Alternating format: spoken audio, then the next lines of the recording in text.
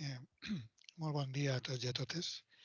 En primer lloc, voldria agrair al professor Vicent Martínez i a l'Isi Quivitra l'organització d'aquest simposi i que espere que pront puguem tornar a gaudir de manera presencial, si el virus, clar, ens deixa. I bé, sense cap preàmbul més, si us sembla, comença la meva comunicació sobre el convers Dionís Moncada. Però abans, per contextualitzar, després de l'onada violenta que culminà amb els assalts a les jueries de 1391, aquelles conversions massives de jueus que se'n derivaren realment no van solucionar cap problema, perquè la minoria de conversos continuava provocant el recel de la població cristiana, una població cristiana que considerava aquelles conversions fingides. Per tant, aquestes conversions no acabaren amb la intolerància i els conversos, igual que els jueus en períodes anteriors, seguiren estant sota sospita. I a sobre ara, el problema, entre cometes, jueu s'afegia el problema convers. No? Per al problema jueu s'adoptà una mesura dràstica, com sabeu, l'expulsió definitiva en 1492. Per a solucionar l'assumpte dels falsos conversos, també entre cometes, se n'elegí una altra, més lenta, però igualment sistemàtica i implacable, que va ser l'establiment de la Inquisició moderna. Ara bé, poc abans de l'arribada dels inquisidors al Regne de València, entorn l'any 1481, els conversos descendents d'aquells jueus que, com hem dit, patiren els assalts de 1391, s'havien pràcticament integrat al si de la societat valenciana. Ara bé, no podem saber de ciència certa quantes conversions d'aquelles foren sinceres i quantes foren simulades, però el que sí que està clar és que fins i tot aquells conversos que efectivament es consideraren completament cristians, que no eren pocs, esdevingueren també el blanc de nombrosos processos inquisitorials. I és cert que alguns conversos mantenien els seus costums, també les seues creences, però la clandestinitat, en què feien, tot allò permetia una relativa calma social. Però aquella calma es va veure interrompuda l'any 1481, com hem dit, quan els inquisidors Francesc de Galbes i Joan Ors ocuparen el seu lloc en el Tribunal de la Inquisició de València. Una de les eines més efectives que va disposar la Inquisició durant aquelles primeres actuacions van ser els edictes de gràcia, que van resultar un instrument eficaç per a inventariar tots aquells que eren susceptibles de ser heretges. Clar, la tasca devia ser complicada perquè la majoria dels conversos valencians, com ja hem dit, s'havien diluït més o menys entre els seus veïns i la integració, per tant, obstaculitzava qualsevol tasca destinada a destapar possibles accions, possibles costums considerats herètics. No? Perquè llevat d'alguns casos de conversos que efectivament encara mantenien el sentiment religiós i l'observança de la llei de Moisès, alguns també que desitjaven fugir de la jurisdicció inquisitorial, com veurem també per poder convertir-se al judaïsme, doncs excepte aquests pocs casos, molts altres l'únic que conservaven eren traces de costums culturals heretades dels seus avantpassats. La publicació d'edictes durant els primers anys de la institució va aconseguir amb èxit identificar conversos amb l'ajut inicial dels mateixos conversos que acudien a declarar. I el cas que així ens ocupa, el del convers Dionís Moncada, és una mostra de l'efectivitat d'aquells interrogatoris creuats entre distints processos contra conversos. Moncada va caure al parany de la Inquisició pels contactes que mantenia amb Miquel Vives, que el cosí germà de l'humanista Lluís Vives. Miquel, acusat de judaïtzar i de difondre les seues creences entre els conversos a la sinagoga que el tribunal va descobrir a sa casa l'any 1500. Dionís, en aquella ocasió, com molts altres conversos, es va veure involucrat en les delacions dels nombrosos testimonis que van aparèixer arran dels diferents processos que s'incoaren contra el nucli criptojueu de la família dels Vives. I al mateix temps, Dionís va ser víctima també de l'admiració que sentia per la saviesa de Miquel Vives.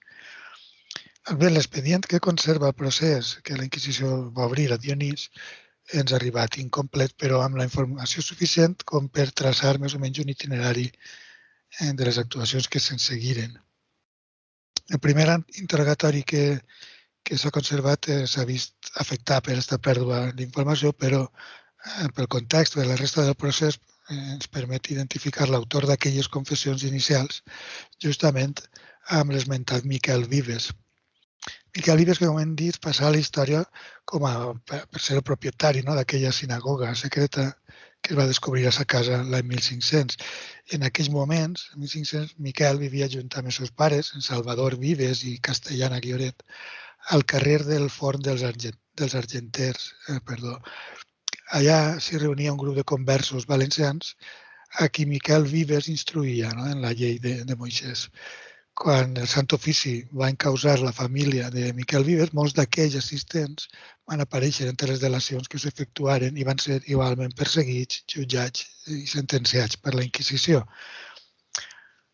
Alguns és cert que aconseguiren escapar lluny de la jurisdicció inquisitorial. Un desig que, com veurem, també tenia el mateix Miquel Vives, que segons alguns testimonis desitjava anar primer a Nàpols i d'allí fugir al nord d'Àfrica on podia convertir-se al judaïsme.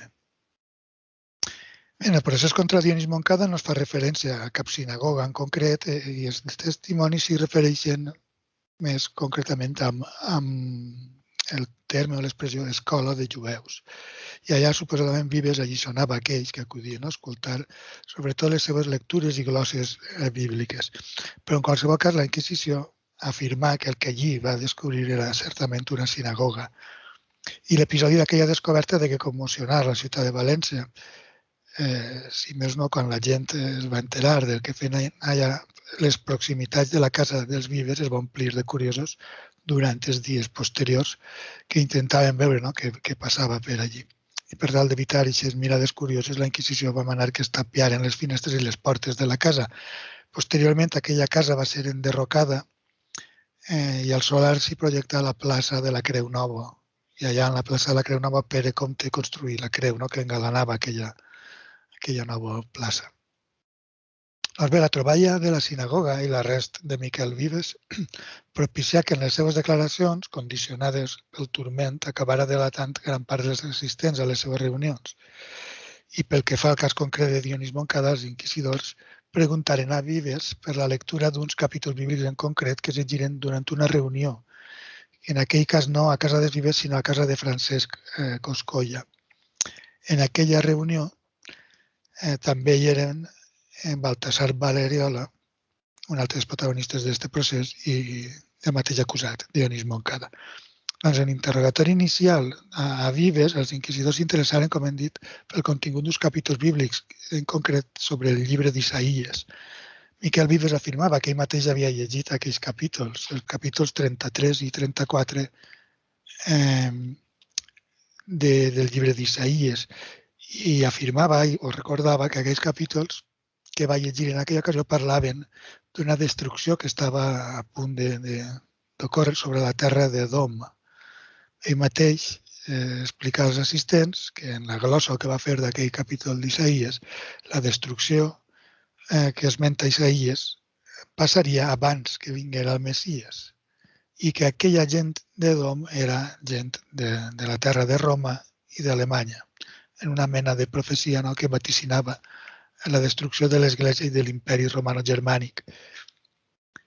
Els inquisidors preguntaren també per un capítol del Gènesi en què Jacob digué als seus fills, i cite ara, no serà tolt ni llevat lo cetre de Judà fins que no vinga aquell que les gens esperen. Vives glossà també aquell passatge als assistents i els explicava que el cetre de Judà era el flagell i la cuixa de Jacob era l'eiximent del poble i no serà tot allò llevat fins que Judà, no serà llevat això, perdó, de Judà fins que torni el Messies. Aquella vedlada literària nocturna en què una colla de conversos es reunia per llegir i comentar textos bíblics és el detonant que va encendre la metxa d'aquest procés contra Dionís Montcada que es va ventilar el mateix any 1500 al Palau Real de València. Els diferents testimonis, d'una manera o d'una altra, fan referència als assistents d'aquella tertúlia literària, però, com hem dit, són tres els protagonistes principals al voltant dels quals gira tot el procés. D'una banda, el principal protagonista, que és l'acusat, Dionís Moncada. Dionís Moncada era canvista, tenia una taula de canvi a la Llotja Vella, i de l'altra banda tenim Baltasar Valeriola, que l'hem comentat també era canvista a la Llotja. I finalment Miquel Vives, que ja hem parlat d'ells, i alguns testimonis el defineixen com un visionari, un home carismàtic, molt savi, capaç fins i tot d'escriure la Bíblia de memòria si per algun cas fortuït desaparegueren tots els exemplars. L'acusat, per contra, intentarà, tot i que inútilment, demostrar que aquell rabí en realitat no era més que un dement que s'havia trastornat. El cas és que Dionís Moncada, en la seva confessió, va explicar com va conèixer Miquel Vives i com es va interessar pels seus ensenyaments. Segons Moncada, després d'un soterrar que se celebra a l'església de Santa Caterina, quan tornava de camí a casa es va detindre a la taula de canvi de Baltasar Valeriola. I els dos, aquell també havia acudit al soterrar, conversaren sobre el sermó que havien acabat d'escoltar. A Moncada li va resultar interessant un passatge del predicador, en què explicava el misteri de la Trinitat. Però en realitat el que feia aquell predicador era intentar convèncer l'auditori que no calia conèixer el misteri de la Trinitat, que ningú no havia de debatre mai sobre la Trinitat, ni tan sols intentar entendre aquell misteri, sinó únicament creure-hi. Baltasar Valeriola va comprovar allí que Moncada mostrava interès per les Sagrades Escriptures i li va explicar que tenia un amic que en sabia molt i que si l'escoltara oiria, entre moltes altres coses, les quals amb la Santa Escriptura vos faria conèixer.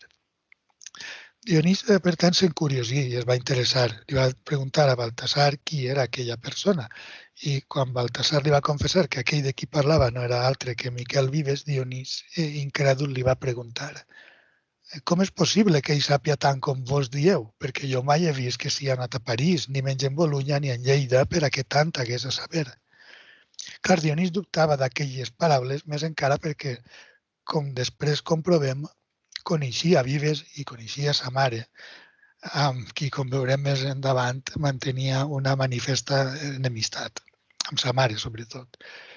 Però Valeriola li explica que no es meravellara d'aquell, perquè l'explicació era ben senzilla. Segons Valeriola, aquell home feia més de 10 anys que una vegada s'havia post el sol no eixia mai de casa. Tot aquell temps l'invertia llegint.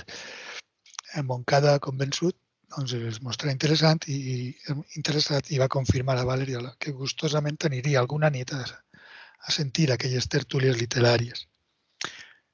Per la seva banda, Valeriola un altre dia degué comentar-li a Vives l'interès que havia mostrat Moncada per assistir a les lectures i 2 dies més tard, a la mateixa taula de Valeriola,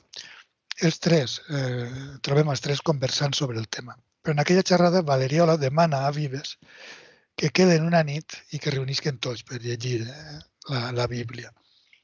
Però Vives està preocupat en aquell moment per un plet amb la justícia seglar en què estava immers el seu cunyat. I en aquell punt és on entra en joc el paper que havia de jugar Dionís Moncada. Vives li va demanar: per amor mia, pregueu a Bernaldo Sabata, que és jutge en el plet, que em despatxe prest. Clar, Moncada coneixia el jutge Sabata i poc després Moncada li va demanar que ventilara amb agilitat aquell procés de Vives. Però el jutge li va explicar que encara no hi havia cosa ninguna, però que que el despatxaria el més prest que pogués. No ara, però només poguera. Intentaria enllestir aquell procés. Uns pocs dies després, de nou a la Llotja, Valeriola confirma a Dionís que podien anar aquella mateixa nit a oir les glosses de Vives. I així va ser com Dionís va començar a anar a casa de Vives a escoltar aquelles lectures bíbliques.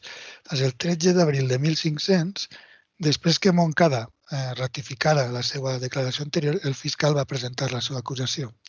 I tal com era habitual en tots aquells casos contra judaïsants, el fiscal iniciava l'escrit incidint en la procedència jueva del llinatge de Dionís I afegia que per la devoció que sentia Dionís conversava amb heretges amb la intenció d'aprendre'n més.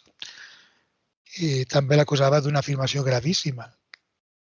Segons el fiscal, Dionís havia afirmat que cap convers no podia aconseguir la salvació si abans no matava un cristià i que per aquest motiu Moisès va matar l'egipci, segons el capítol corresponent de l'Èxode. També gravíssim era per al fiscal que Montcada mantinguera intacta encara l'esperança messiànica i que creiés fermament en la vinguda del Messies, fet que a parer de Dionís encara no s'havia produït. Montcada va respondre a l'acusació del fiscal i va explicar que efectivament era convers i per tant sospitava que provenia de llinatge de jueus, però que ell mai n'havia conegut cap. O sigui, cap dels seus ascendents que ell sabera era jueu. O sigui, sospitava que eren jueus però no n'havia conegut cap en directe. No? Bé, i quant a l'acusació de conversar amb heretges, explicava que sí, certament, moltes vegades havia parlat amb Baltasar Valeriola i amb Miquel Vives. A Montcada devien semblar-li sorprenents totes aquelles històries que Vives es narrava, no? Amb totes aquelles experiències bíbliques, amb un tot de personatges èpics, batalles, plagues, miracles, però mantenia fermament en la seva declaració que seguia sentint-se cristià de cor. Però, en canvi, Vives sí que creia devotament en la llei de Moisès. De fet, quan Dionís li va preguntar el motiu de no abraçar plenament aquella llei que tant amava, Vives li va explicar. Ara ve una nau de Nàpols i anar a ella. Voleu venir? El motiu, doncs, tot i que indirecte, no? Estava clar. A València no podia tornar al si de la religió dels seus antecessors sense pagar-ne les conseqüències. Per això tenia pensat fugir a Nàpols i després d'allà al nord d'Àfrica per tornar a ser jueu, per convertir-se al judaïsme. Montcada va agrair aquell oferiment, però li va contestar que de moment no aniria, però que potser, si ho creies oportú, alguna vegada sí.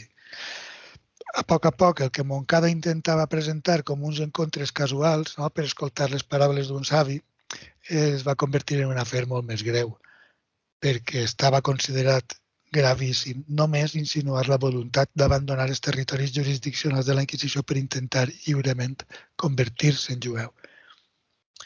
Bé, el següent document conté un escrit de Miquel Cavila, que era l'advocat procurador de Dionís. I així l'advocat respon als diferents capítols de la denúncia del delator, que suposem que era algú de l'entorn dels Vives. No?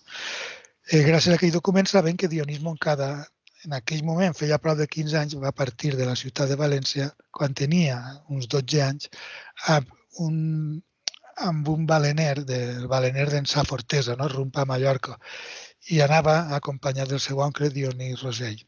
En la casa d'aquest, de Dionís Rosell, degué residir 3 anys, poc d'alto baix, fins que va tornar a València quan ja tenia 15 anys. El propòsit d'esta explicació de la vida de Dionís era demostrar aquella absència temporal de la ciutat de València per invalidar un testimoni que l'acusava de dejunar el dejuni del perdó durant aquelles dates a València.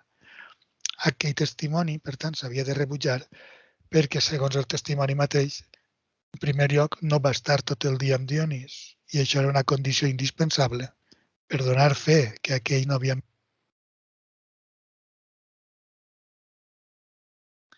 era, com diem, una condició indispensable per donar fe que aquell no havia menjat res en tot el dia, però sobretot perquè aquell testimoni afirmava haver sentit dir a Dionís que havia dejunat a València quan Montcada tenia 13 o 14 anys, moment en què suposadament Dionís estava a Mallorca. Bé, a més, segons el procurador, l'advocat de Montcada, no era versemblant que Dionís, havent declarat que alliçonat per Vives havia arribat a creure que la llei dels jueus era verdadera, que no hagués declarat un afer tan insignificant com era un dejuni puntual el dia del perdó. Seguint amb aquest escrit de la defensa del procurador, Dionís Montcada feia poc, entorn 10 o 11 mesos, que havia començat aquelles converses amb Miquel Vives i amb Baltasar Valeriola. Anteriorment, i també de llavors ençà, Montcada havia sigut un bon cristià, tot i que per influència dels Vives no hagués tingut alguns pensaments. Arribats en aquest punt, l'advocat iniciava la descripció d'una abundant nòmina d'actes de devoció i caritat que feia Dionís. I eren tots actes piadosos que el descrivien com un fervorós creient cristià. Per exemple, cada any Montcada es confessava, combregava devotament, feia caritats, almoines als bacins de la Verge Maria de Gràcia, anava a missa, anava a vespres a la resta d'oficis, escoltava en devoció sermons i visitava esglésies i adorava el Corpus. També per la devoció que sentia i per guanyar-se indulgències havia visitat moltes vegades la Verge Maria de Gràcia de la Neu, del Roser, etc. No? Per tant, a parer del defensor, Dionís mai no havia dejunat ni per inducció d'altri havia fet cap acte judaïsant. Montcada únicament era culpable, segons el seu defensor, d'allò que ja havia confessat. Això és haver cregut per moments, motivat per aquelles xerrades bíbliques, que la llei de Moisès era també verdadera. Tant la cristiana com la jueva eren germanes i, per tant, verdaderes. Per a l'advocat, per tant, Dionís havia de ser absolt amb alguna penitència. Bé, mentrestant, Dionís continuava defensant-se de les acusacions que contra ell s'havien produït, la majoria sorgides, com hem dit, segurament al si del procés contra Miquel Vives. I en aquest sentit, com que Dionís va incriminar Miquel, descrivint-lo com un creient, com hem dit, fet gravíssim, i més gravíssim encara fer servir la seva saviesa per instruir altres conversos, doncs també els testimonis de la defensa de Miquel Vives intentaren desacreditar Montcada. I un d'aquests testimonis de la defensa de Vives fou justament la mare de Miquel Vives, Castellana. Amb els següents testimonis que aporta Dionís, el que pretén és, al seu torn, invalidar el testimoni de Castellana. I per això el que argumenta és l'odi profund que aquella sentia envers Dionís. El motiu d'aquella enemistat és curiós, ens l'aporta Maria Beltrán. Era una dona que residia al carrer del Bany de la Moreria i que coneixia bé Dionís Montcada, diu, de l'any de les grans morts que foren en la present ciutat. Tenia relació amb Dionís perquè la testimoni va passar 9 anys a casa d'una tia d'ell, una tia que es diu la de Francisco Latorre, un mercader. Durant aquella epidèmia de pesta, la tia de Dionís va llogar una casa en un lloc d'esguard per anar-hi a viure un temps, fugint de la mortaldat que assolava València. Després sabrem que el lloc que van elegir per aïllar-se fou Quart, i allà a Quart el pare Dionís també tenia una casa. I això mateix va fer Castellana Vives, fugir de València i anar allà a Quart. I va llogar Castellana una casa al costat de la senyora de Francesc Latorre. Per tant, la testimoni va escoltar com discutien Castellana Vives amb Dionís Montcada i amb la mare de Dionís Montcada. I la discussió es va desencadenar perquè Castellana volia que l'acompanyaren els Montcada a Quart a cavall d'un ase de València, de València fins al lloc d'esguard. I sembla que Dionís es va negar a portar-la i va haver de fer aquell trajecte a peu. Segons el testimoni, des d'aquell moment Castellana li va fer la creu a Dionís i a la seva família. El 5 de novembre, 1500 encara, el ceder Joan Sánchez aportava més mostres d'odi que professaven Montcada i els Vives. En aquest cas, amb Miquel Vives, i afirmava que feia 3 o 4 anys, estant a la llotja vella, va sentir un gran aldarull a les taules de canvi i quan va arribar va veure Dionís que estava pensarós i ja tancava el calaix. Sánchez li va preguntar què havia passat i Montcada li va contestar que Miquel Vives lo havia vengut a afrontar amb un home armat sobre uns diners que el dit Vives havia promès a una dona. En aquell mateix lloc, Lluís Vives, l'oncle de Miquel, o sigui, el pare de Lluís Vives, demanava a Dionís: per amor de mi, Dionís Montcada, no us prengueu a Bonorat, que si tinguera bon seny no haguera fet el que ha fet. Margalida, la muller de Pere Nadal, també afirmava que coneixia Dionís i va explicar al carrer del Fort de l'Argenter, on vivia Vives, allí va sentir un gran enrenou. Un enrenou i molts plors provinen justament de casa de Miquel Vives. Margalida, tafanejant, va submergir i va veure Miquel plorant. Li va preguntar a Castellana què li passava al seu fill i aquella li va dir que havia discutit amb Dionís Montcada. Margalida es va prometre que parlaria amb Miquel de Corella, germà del comte de Cocentaina, perquè posarà pau entre els dos. I efectivament Miquel de Corella va fer cas de les pregàries de Margalida i, com es veu després també en les declaracions del mateix Corella, va posar pau entre els dos.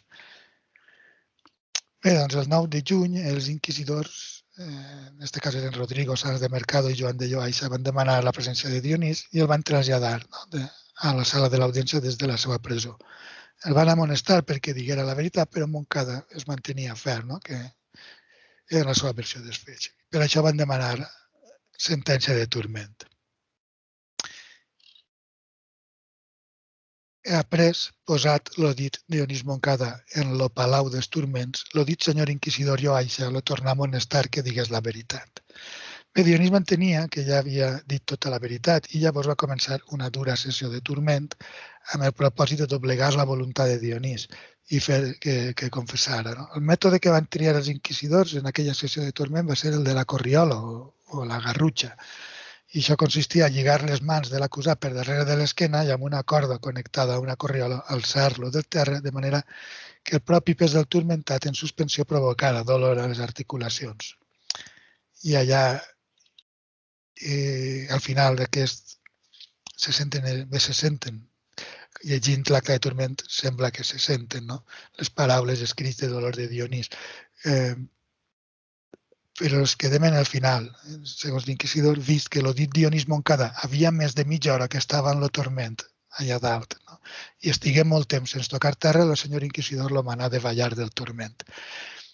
I hem vist que l'expressivitat, ho he dit, no? Que l'expressivitat dels crits no fa que sembla que sentim Dionís. És molt viu. L'escrivà nota detalladament tots els crits de dolor de Dionís. Però una altra mostra d'aquell patiment extrem la tenim en les successives visites que els inquisidors van fer a la cel·la de Dionís. Allà en la cel·la, Dionís intentava recuperar-se dels efectes del turment i, de fet, aquell mateix 9 de juny els inquisidors visitaren Dionís. Segons el document, estant el dit Dionís Montcada en la cama, en la càrcel, malalt dels turments. I Dionís implorava misericòrdia per la mort de Déu i que estava prest a rebre qualsevulla penitència.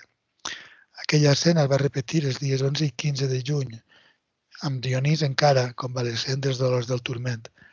I el dia 16 també el visitaren el notari i Gomis. Gomis era el botxí que l'havia torturat, segons la documentació, Gomis el torturador. I a ells es repetí poc d'alto baix el mateix, que tinguessin misericòrdia i que estava plenament preparat per a rebre penitència.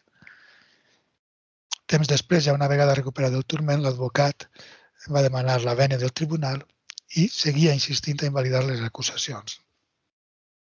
En aquestes aportacions s'afegeixen alguns articles que no contenien els documents anteriors i així ens ajuden a perfilar una mica millor les experiències vitals de Montcada. No? I d'aquesta manera sabem que un tal Lluís Gosalvo i la seva muller, Aldonza, van criar de llet Dionís i en aquell any de 1500 tenia poc d'alto baix 27 anys, Dionís. D'això n'estaven completament segurs el matrimoni Lluís i Aldonza perquè el prengueren per a criar xiquet novament nat i argumentaven l'edat de l'acusat, a més, fent memòria que en el temps que es cremaren les cases del cantó del carrer dels Conills, les quals se cremaren en el principi de l'any 74, ja l'ho dit, Dionís Montcada havia 6 o 7 mesos. Bé, però totes les estratègies judicials seguides per la defensa de Dionís Montcada per deslliurar-lo van ser en va. La sentència promulgada pels inquisidors el declarava sense cap lloc a dubtes culpable perquè, i cita literalment el document, practicava i comunicava amb certes persones converses i heretges coses de la llei dels jueus i les demanava els dubtes que tenien la llei judaica i creia i aprovava el que aquelles persones heretges li deien en favor de la llei de Moisès. Això és, que tots els que volien servir Déu eren obligats a guardar la llei dels jueus. I amb aquesta creença mateixa creia també, deia que ningú convers no es podia salvar si no matava un cristià de natura i que per això Moisès matà l'egipciaco. I així mateix que l'ho dit Dionís Montcada creia que el Messies no era vengut. I a més, l'acusaven que havia induït i facilitat que altres persones acudiren a oir les lliçons bíbliques de Miquel Vives per a que lis sermones de la llei dels jueus. Fet que Vives mateix també va confirmar en les seves declaracions. Miquel Vives també va corroborar que Dionís Montcada sentia un gran plaer mentre escoltava aquelles lectures. En resum, el tribunal va declarar Dionís Moncada culpable de ser heretge judaïsant, ficte i simulat i haver perjurat moltes vegades davant dels inquisidors després d'haver confessat els seus errors. I per això no podia ser admesa reconciliació. Els inquisidors ordenaren la confiscació dels seus béns, que foren incorporats a la monarquia, i condemnaren Dionís a la pena de relaxació a la justícia i al braç seglar. I a més, com era habitual, la Inquisició estigmatitzà també els descendents de l'acusat. I diu, perquè les penes dels dits crims no sols s'estenen als apòstates i heretges, més encara a la progènia i posteritat d'aquells. Per tant, per aquesta nostra definitiva sentència condemnem, privam i per privats denunciem als fills dels dits Dionís Moncada fins al segon grau inclusivament de tots oficis i beneficis eclesiàstics i seglars i donem aquells per a tots temps per inhàbils per a impetrar o posseir altres de nou. La sentència s'acomplí i Dionís Moncada va ser relaxat a la justícia seglar i executat junt amb 14 heretges més. Entre la resta de les víctimes mortals d'aquella escena destaquen Miquel Vives i sa mare castellana. Els tres van esdevenir protagonistes en aquest procés en què s'ensumen a una barreja de sentiments enfrontats. D'una banda, la fascinació que sentia Moncada amb els ensenyaments de Vives, malgrat les bregues passades que havien protagonitzat els dos. De l'altra, la profunda rancúnia que suposadament sentia Castellana, la mare de Miquel Vives, contra Dionís. Els tres, també la resta dels executats d'aquell dia, van morir quan el botxí els partí el coll, amb el garrot. I una vegada morts, van cremar les seves despulles mortals. Doncs bé, de l'estudi d'aquest tipus de processos comprovem que els conversos de jueu valencians eren efectivament valencians. Comprovem que aquella gent, excepte alguna paraula o alguna invocatòria en hebreu amb què encapçalaven les seves oracions, també parlaven en valencià i es relacionaven en valencià, realitzaven les transaccions comercials a la llotja, com hem vist, en valencià, discutien, odiaven, amaven en la llengua del país. I tot això a partir de la documentació que va generar una institució que al remat va esdevenir de les primeres, si no la primera màquina estatal de centralització, d'homogeneïtzació de procediments i de retruc també de castellanització, perquè si bé és cert que l'aniquilació lingüística no formava part dels objectius que van impulsar la creació de la institució, doncs esborrant de la societat molts d'aquells que sabien i volien llegir i escriure, doncs és de què condicionar la davallada en la producció literària a partir, sobretot en aquell segle XVI. L'impacte col·lateral, si es vol, s'intueix almenys important. Bé, d'altra banda, la instauració de la Inquisició en els territoris de Reis Catòlics va esgrimir l'excusa d'un problema religiós, però aquell problema religiós, com hem dit, no existia. I és cert que alguns mantenien la devoció en la llei de l'Antic Testament. I, de fet, com hem vist, el mateix Vives és un exemple, hi havia molts que buscaven la manera de fugir per a tornar a ser jueus, però molts el que conservaven era únicament poc més que tradicions culturals heretades dels seus antecessors. I en qualsevol cas, tota mostra d'aquelles tradicions sempre tenia lloc de portes endins, en la intimitat de la llar. La introducció de la Inquisició moderna el que va fer va ser tornar a posar el focus sobre aquell col·lectiu. I va ser la Inquisició, en definitiva, la que va evitar de forma tràgica la completa integració i assimilació d'aquells conversos. En aquest sentit, la creació de llistes de possibles heretges durant els edictes de Gràcia, la confecció de censos de conversos i, sobretot, com hem vist també, la privació de beneficis i dignitats als fills i als descendents, com hem vist, pels presumptes delictes comesos pels pares, no semblen mesures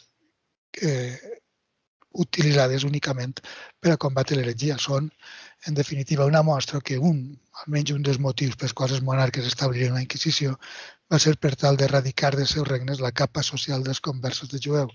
La situació certament és complexa, però si més no, aquesta va ser la conseqüència directa. Moltes gràcies.